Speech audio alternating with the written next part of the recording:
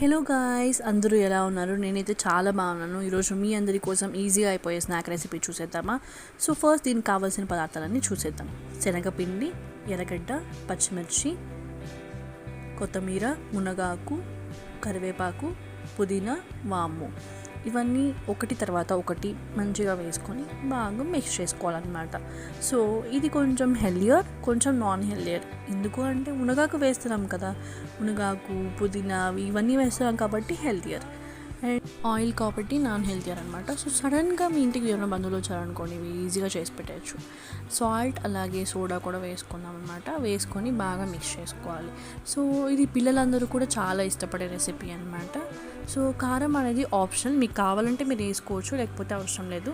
And కొద్దిగా water వేసుకొని బాగా మిక్స్ చేసుకోవాలి. మరీ టైట్ కాకుండా మరీ లూజ్ కాకుండా ఇలా చూపించిన విధంగా మిక్స్ చేసుకోవాలన్నమాట. ఆ లోపల మనం ఆయిల్ అనేది హీట్ చేసుకోవాలి. ఆయిల్ హీట్ చేసిన తర్వాత ఫస్ట్ అయితే నేను ఇక్కడ టెస్ట్ చేస్తున్నాను కాగిందా లేదా అని చెప్పి. ఆ తర్వాత మనం బోండాలు అనేది వేసుకుంటే రెడీ అయిపోతుంది. దీంతో మనం కారం చట్నీ పెట్టుకొని తింటే ఆహా, ఆ టేస్టే వేరు కదా. అసలు బయట వర్షం పడుతున్నప్పుడు చల్లగా వేడిగా ఇలా చేసుకొని తింటే ఎంత బాగుంటుందో.